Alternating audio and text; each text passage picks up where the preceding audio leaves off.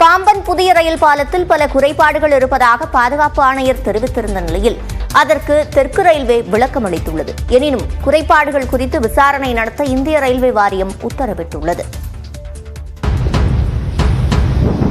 ராமநாதபுரம் மாவட்டம் ராமேஸ்வரம் அருகே பாம்பனில் ஆங்கிலேயர் காலத்தில் கட்டப்பட்ட ரயில்வே பாலத்திற்கு பதிலாக 535 கோடி ரூபாய் செலவில் 2.05 கிலோமீட்டர் நீளத்திற்கு 101 தூண்களுடன் பிரம்மாண்ட பாலத்தை ரயில்வே துறையின் துணை அமைப்பான ரயில் விகாஸ் நிகம் லிமிடெட் கட்டி முடித்தது.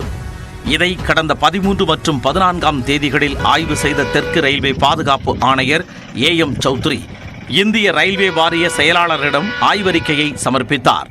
அதில் ஆராய்ச்சி வடிவமைப்பு மற்றும் தரநிலை அமைப்பின் அனுமதி பெறாமல் பாலத்தின் கட்டுமான பணி நடைபெற்றிருப்பதாகவும் பாலத்தில் உள்ள தூக்கும் அமைப்பு நிர்ணயிக்கப்பட்ட தரத்துடன் இல்லை எனவும் தெரிவித்திருந்தார். வெல்டிங் உரிய தரத்தில் இல்லை எனவும் ரயில் செல்லும் போது தண்டவாளத்தில் அதிக ஒலி எழுவதாகவும் குறிப்பிட்டுள்ள AM சௌத்ரி கடல் நீர் அரிப்பு பிரச்சனையை தீர்க்க முறையான நடவடிக்கை மேற்கொள்ளவில்லை என கூறியிருந்தார். எனினும் மண்டபம் பாம்பன் இடையே 75 கிலோமீட்டர் வேகத்தில் ரயிலை இயக்கலாம் என குறிப்பிட்டிருந்தார். பாம்பன் பாலத்தின் தரம் பற்றிய அறிக்கை பெரும் சர்ச்சையை எழுப்பியுள்ள நிலையில் அதற்கு தெற்கு ரயில்வே விளக்கமளித்துள்ளது.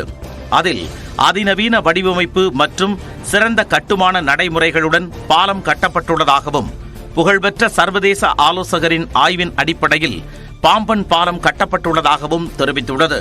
மேலும் பாலத்தின் வடிவமைப்பை ஆய்வு செய்து சென்னை மற்றும் மும்பை IIT நிபுணர்கள் தர மதிப்பீட்டு சான்றிதழ் வழங்கியதாகவும் வெல்டிங் தரத்தின் சோதனை 100% சரிபார்க்கப்பட்டதாகவும் கூறியுள்ளது.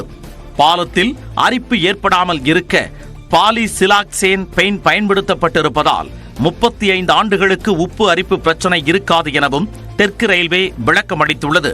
பாதுகாப்பு ஆணையர் அதிருப்தி தெரிவித்த சில காரணிகளுக்கு தீர்வு காணப்படும் எனவும் தெற்கு ரயில்வே தெரிவித்துள்ளது. இதனிடையே குறைபாடுகள் இருப்பதால் பாலத்தை திறப்பதை ஒத்திவைக்க வேண்டுமென பாம்பன் மக்கள் கோரிக்கை விடுத்துள்ளனர். உடனடியாக மத்திய மாநில அரசு தலையிடணும். தவறும் பட்சத்தில் இந்த பாலத்தின் உறுதித்தன்மையும் இதுல போற உயிர்களுக்கு பாதுகாப்பை உறுதி செய்வதற்கு நாங்கள் நீதிமன்றத்தை ஆட வேண்டியிருக்கும் சொல்லி இதன் மூலம் தெரிவித்துக் கொள்கிறோம். இது தொடர்பாக ரயில்வே அமைச்சருக்கு கடிதம் எழுதியுள்ள ராமநாதபுரம் MP நவாஸ் கனி பாம்பன் புதிய ரயில் பாலத்தின் தரத்தை முழுமையாக உறுதி செய்த பின்னரே திறக்க வேண்டும் என வலியுறுத்தியுள்ளார். இதேபோல விதிகளை புறக்கணித்த திட்டத்திற்கு எப்படி ஒப்புதல் கொடுக்கப்பட்டது என்பதற்கு ரயில்வே அமைச்சர் பதில் கூற வேண்டுமென மதுரை MP சு வெங்கடேசன் வலியுறுத்தியுள்ளார்.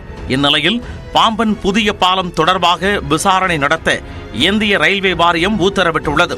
இதற்காக 5 பேர் கொண்ட தொழில்நுட்ப குழு அமைக்கப்பட்டுள்ளது.